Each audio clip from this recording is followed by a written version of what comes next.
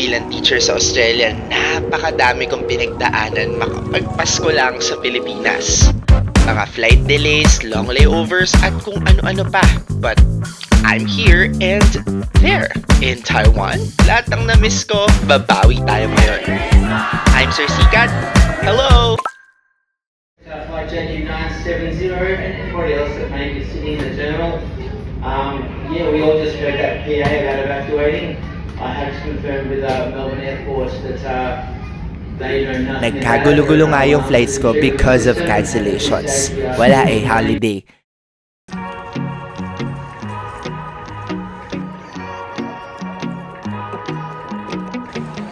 I flew from Melbourne to Perth, then a long layover in Singapore. Buti na lang, I got to enjoy some laksa and finally step back into Asia. I've been working so hard this year at super excited ako na finally makakapag-holiday na rin ako. I'm buying some gifts for my inaanak. Sila ko sila ng mga flask kasi alam ko usong-uso to ngayon dito and even in Australia.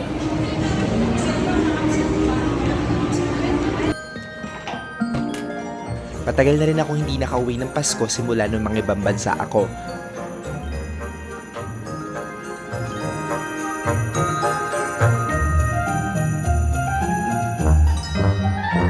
Yung makita ko lang yung mga nagtitinda ng bibingka at puto bongbong na nakalinya at nag-aabang sa paglabas ng mga taong galing sa Misa de Gallo, kinikilig na ako.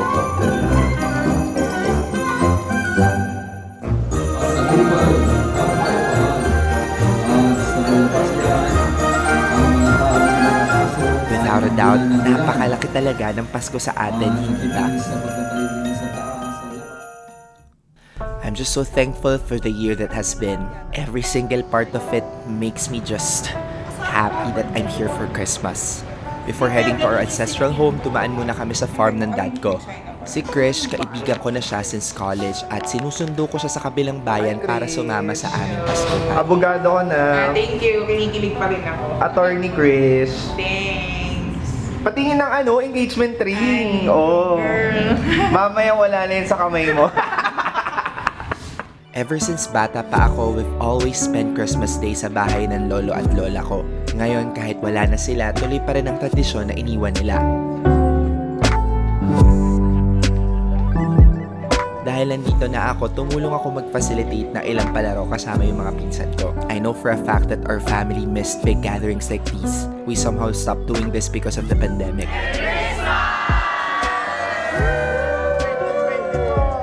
Alam nyo naman, kasama ng word na Pasko ang walang katapusang kainan. This time, kasama ko naman yung high school barkada ko. Siya yung unang baby ng squad bag mo. Hindi i-sirap yung unang baby ng squad bag. So, ano yung ginagawa niyo sa tatay? Meron din namang sanggol dito, oh. Mami, ah!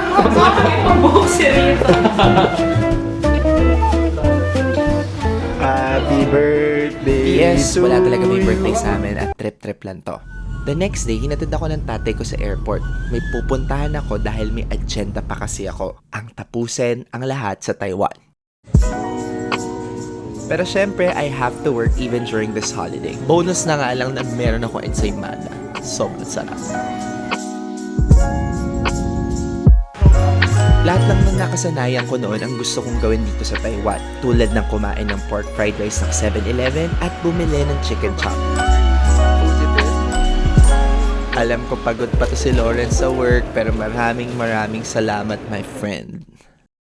Ang gusto ko sa mga taong to, umagang-umaga pa lang, humahataw na agad sa lakad. Ipapabot ko na lang yung kanin.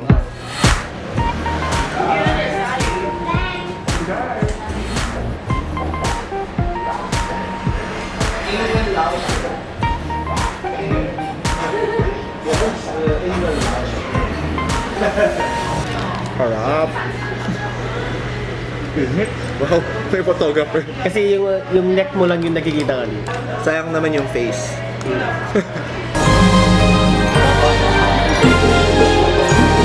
Ito yung na-miss ko talaga, yung kulay at tingkad ng Taiwan. As a person who's fully embraced the life here, I feel more than alive.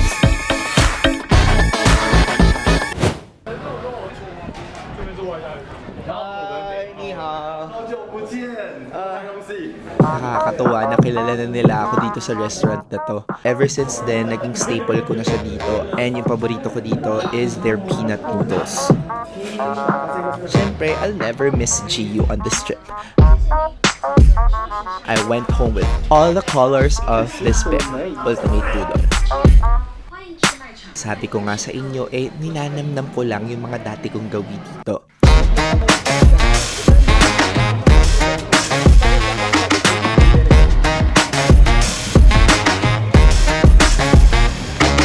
Dahil sabik na sabik kami sa isa't isa ng gabing ito, hindi natapos ang kwentuhan namin. Mga plano namin sa susunod na taon, ang nangyari sa amin, and everything in between. Masabi mo sa mga nainggit sa food natin. Pues, nagbabalik sa lusa.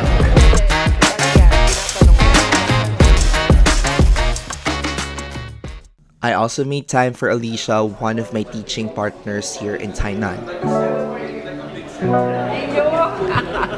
You're okay? Okay. Kahit pa nakalipat na ako sa Australia, lagi siya nagtatanong kung okay lang ba ako. Lumipas ang ilang araw dito, okay nga ba ako? Noong binook ko tong trip na to, bago pa ako sa Australia at nagtatanong ako kung bakit ko nga ba lahat iniwan sa Taiwan. Being on this trip makes me affirm that even if Taiwan showered me with blessings in my life, I'm just grateful for my decision to move forward to Melbourne. It feels surreal to actually be doing this kind of stuff and just biking around Eula. It's the area where I used to live, and I normally would drive a motorbike going to and from work here, and the hotel that I booked is actually in the same area. It feels really nice. Last day na at gusto kong itodo ito. Alam ko kasi na matagal-tagal talaga ako bago makabalik dito sa Taiwan.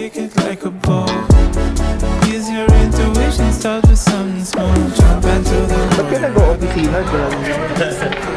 Wala daw silang extra pansweldo sa akin. Tayo sa table 2, passes please sa'yo. Aba, ewan ko rin dito sa kaibigan ko. Ganyan yan. Sa susunod na Pasko, calculator ang ireregalo ko sa kanya. No, mag-iisip talaga siya. We're dividing our yung napagkaroon na namin tonight. We visited an old magistrate house that's now a museum for Japanese goodies.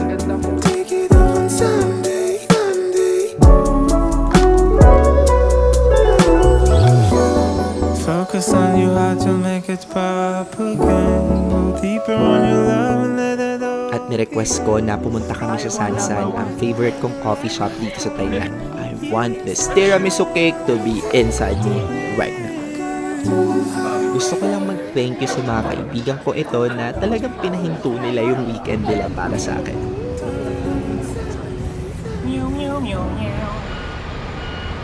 There's a popular saying in Filipino na anyone who doesn't take time to reflect on where they've come from will struggle to get where they're going. Napaka-priceless na mabalikan si Granny na gugupit ng buhok ko noon, yung makita yung tirahan kong tampok sa mga videos ko, at i-orchestrate lahat ng ito para sa huling sandali ay mahawakan at ma-experience ko sila. Itong taon na ito, tinuruan ako maging mapagmahal, maging mabait sa sarili ko, maging mapagpakumbaba at makita kung ano nga ba yung mga kakayanan ko. I have the sensei in my hometown. Nice. My grandpa always used this place to put the thing on it. Kaya gusto ko lang sabihin na minsan talaga maiisip mo na mas tama ang sumuko. I mean, yun naman kasi yung madali. Pero tatandaan mo, you're not built to wither. You're made to blossom into a beautiful flower.